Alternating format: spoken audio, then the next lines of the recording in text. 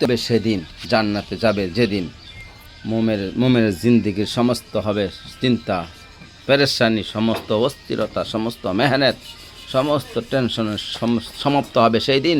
খোদার জান্নাতে ঢুকবে যেই দিন। এই জন্য বাপ বুঝতে শিখেন, আমিও আপনিও দুনিয়া বাদ দিতে বলি নাই। কোরআনুল কারীমের মধ্যে আল্লাহ তাআলা বলছেন, ওয়ালা তানসা নাসিবাকা মিনাদ দুনিয়া, বান্দা তোমার দুনিয়ার প্রয়োজন ভুলে যেও না। আমি তোমার দুনিয়া ছাড়তে বলি নাই।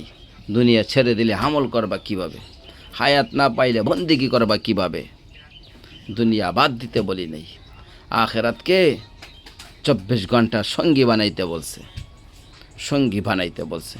কোরআনে আল্লাহ তাআলা দোয়া শিখাইছে, মুমিনের দোয়া। আপনারা সবাই পারেন এই দোয়া পারেন। রব্বানা আতিনা ফিদ দুনিয়া হাসানা ওয়া ফিল আখিরাতি হাসানা ওয়া কিনা আযাবান নার।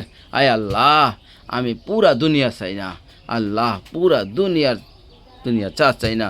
দুনিয়ার মধ্যে যা হালাল, যা পবিত্র, যা উত্তম, যা বৈধ, যা আপনার অনুমোদিত, আমি সেই হাসানা উত্তম যা দুনিয়ায় দেন, যা আখেরাতে যা উত্তম তা দেন।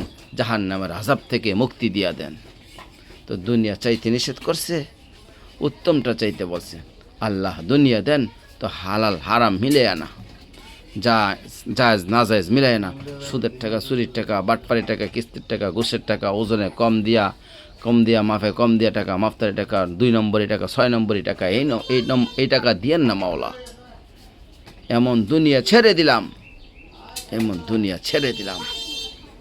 এই জন্য বাপ, এটা ইনসাফের সাথে বাবা উচিত। আপনাদেরকে বলি, একজনকেই বললাম, ফিকির কইরেন।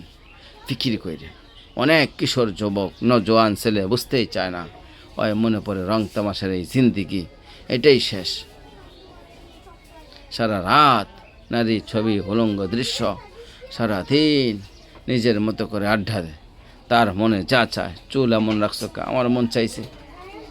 পরনের পোশাক এমন কা, আমার মন চাইছে। ইউর লাভ, তোমার চয়েস, তোমার লাইফ, তোমার পছন্দ, তোমার জিন্দিগি। বাহ, বেঈমানদের কথা। ইউর লাইফ ইউর চয়েস, তোমার জীবন, তোমার চয়েস। তোমার যেটা ভাল লাগে এটাই করো।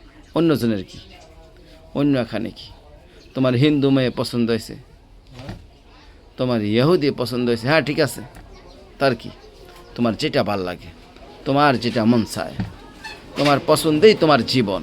খোদার কসম, কোরআন শরীফের আয়াত আছে বাপ, সূরা আরাফের মধ্যে আল্লাহ তাআলা বলছেন, এই মনের ইচ্ছা মতো যে চলে, ওয়াত্তাবা হাওয়াহু, যে তার নফসের মনের চাহিদার অনুসরণ করে, আল্লাহর বিধান, রসুলের বিধান, কোরআনের বিধান, ইসলামের বিধান, ধর্মের বিধান কিছুই যে মানে না, কোনো ধারে নাই, পরোয়া করে না, হাত পাও দেয় না। আল্লাহর কসম, আল্লাহ কোরআনে বলছে, ফামা সালুহু কামা সালিল কালব, এই ব্যক্তির উদাহরণ, ওই ব্যক্তির জিন্দিগি কুকুরের মতন, কুত্তার মতন।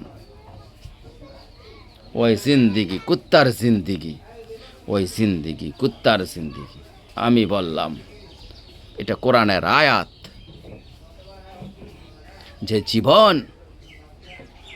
জীবন মালিকের গোলামি নাই, যে জীবন সৃষ্টিকর্তাকে মনে করায় না, যে জিন্দিগি বানানেওয়ালাকে মনে করায় না, 24 ঘন্টা নাফরমান চলে গেছে, একটা সেজদা দিতে পারলি না।